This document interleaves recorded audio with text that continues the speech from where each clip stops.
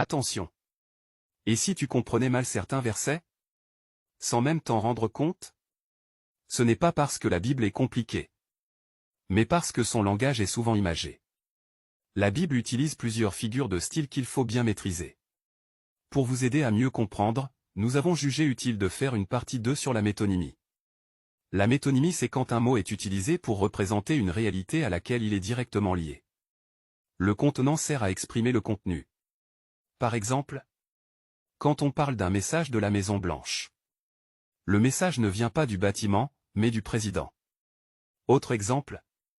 Toute la ville est en fête. Ce sont les habitants qui sont en train de fêter, pas la ville. Dans la Bible, c'est pareil.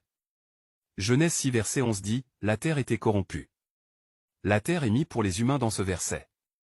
Genèse 6 verset 13 dit, « Je vais les détruire avec la terre ». La terre représente la société humaine corrompue à l'époque de Noé.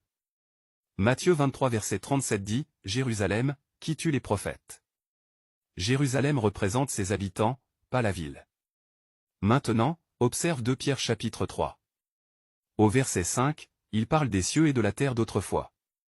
Comme en Isaïe 1er verset 2 et 10, le ciel représente les autorités, et la terre, la société humaine. Au verset 7, il parle des cieux et de la terre, d'à présent.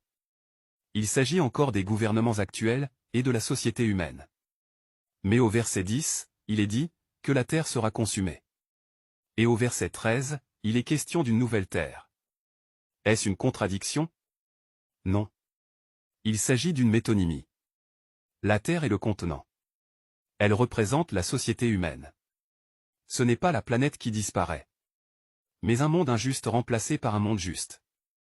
Psaume 145 verset 20 confirme que Dieu détruit les méchants. La terre reste, mais les méchants disparaissent.